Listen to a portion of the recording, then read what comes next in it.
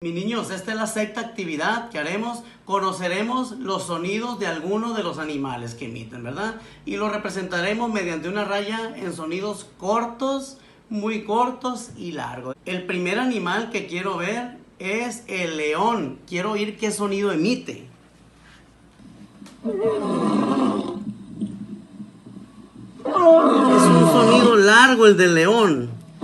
El siguiente sonido que me gustaría conocer es el de un cerdo, para ver qué tan largo es.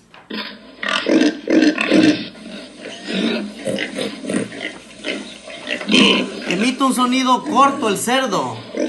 ¡Ay, ay, ay! El siguiente sonido que escucharemos es el de un pollito. Vamos a ver qué tan largo es.